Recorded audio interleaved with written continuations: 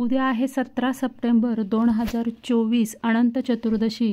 शास्त्रामध्ये अनंत चतुर्दशीच्या व्रताला खूप महत्त्व आहे। अनंत चतुर्दशीची काय कथा आहे ती आपण आजच्या व्हिडिओमध्ये जाणून घेणार आहोत। पण त्याआधी अनंत चतुर्दशीविषयी अनंत चतुर्थीचं जे व्रत असतं त्याविषयी आपण थोडं जाणून घेऊया। अनंत चतुर्दशीला भगवान विष्णूंच्या अनंत स्वरूपाची पूजा केली जाते। तसेच हातामध्ये 14 गाठी असलेला धागा बांधला जातो, ज्याला अनंताचा धागा असं म्हणतात। असं केल्यानं माता लक्ष्मी प्रसन्न होते आणि तिची कृपादृष्टी सदैव तुमच्यावर आणि तुमच्या कुटुंबावर राहते। अनंत चतुर्दशीच्या पूजेमध्ये कथा वाचनाला खूप महत्त्व आहे। तुम्हाला माहीत आहे का ती कथा काय आहे? तर जाणून घेऊया। ही कथा फक्त तुम्ही ऐकली तरीसुद्धा तुमच्यावर माता लक्ष्मीची कृपा ही होत असते। कोणतंही व्रत करताना त्या संदर्भात कथा कहाणी आपण वाचतो, ऐकतो, त्याद्वारे व्रताचं महत्त्व अधिक चांगल्या प्रकारे स्पष्ट होत असतं। तर अनंत चतुर्दशीच्या व्रताची कथासुद्धा सांगितली जाते। युधिष्ठिराच्या राजसूय यज्ञात दुर्योधनाचा अपमान झाल्यानंतर काय झालं तर एकदा महाराज युधिष्ठिरांनी राजसूय यज्ञ केला आणि यज्ञ मंडपाचे अत्यंत सुंदर आणि अद्भुत असं बांधकाम केलं। त्या मंडपात पाण्याच्या जागी जमीन आणि जमिनीच्या जागी पाण्याचा भ्रम निर्माण केला। यामुळे दुर्योधन एका जमिनीला पाणी समजून पाण्याच्या कुंडात पडला। हे पाहून द्रौपदीनं त्याची थट्टा केली आणि म्हणाली, अंध मातापित्याचा मुलगासुद्धा अंधच असतो।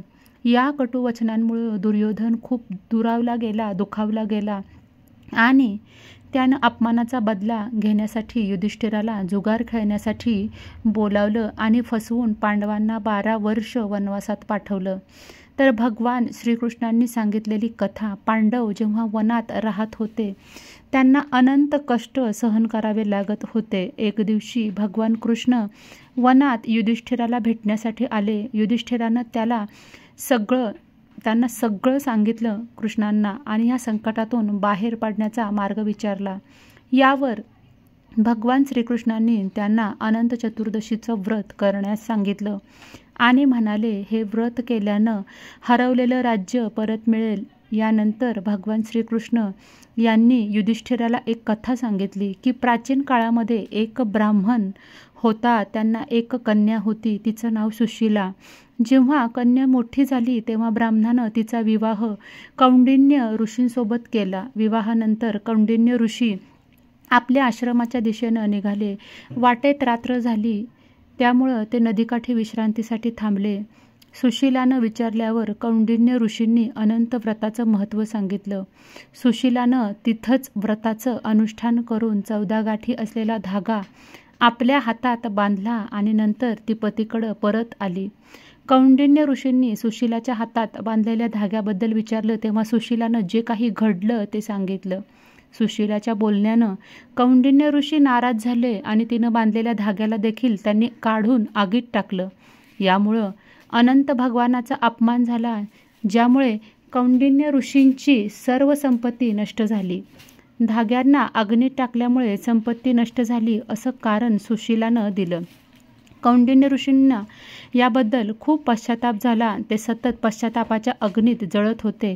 अखेर कौंडिन्य ऋषी अनंत भगवानाच्या शोधात निघाले। त्यांनी खूप भटकंती केली पण भगवंत काही भेटला नाही। खूप चालल्यामुळं ते थकले होते आणि एके ठिकाणी ते बेशुद्ध झाले। भगवंताला ते पाहावलं नाही। त्यांनी कौंडिन्य ऋषींना दर्शन दिलं। भगवंत म्हणाले, माझा अपमान केल्यामुळेच तुझी ही अवस्था झाली आहे, तुझी सगळी संपत्ती नष्ट झाली आणि तुझ्यावर संकट आले, परंतु तुझ्या पश्चातापामुळं मी आता तुझ्यावर प्रसन्न आहे। आपल्या आश्रमात परत जा आणि 14 वर्ष विधीपूर्वक माझं हे व्रत कर, यामुळं तुझं सर्व कष्ट दूर होतील। कौंडिन्य ऋषींनी तसेच केले आणि त्यांचे सर्व कष्ट दूर झाले। तसेच त्यांना मोक्षप्राप्ती झाली।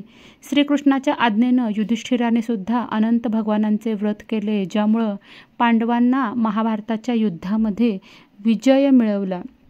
तर अशी ही अनंत चतुर्दशीची कहाणी आहे, कथा आहे. बरेच जण अनंत चतुर्दशीचं व्रत करतात.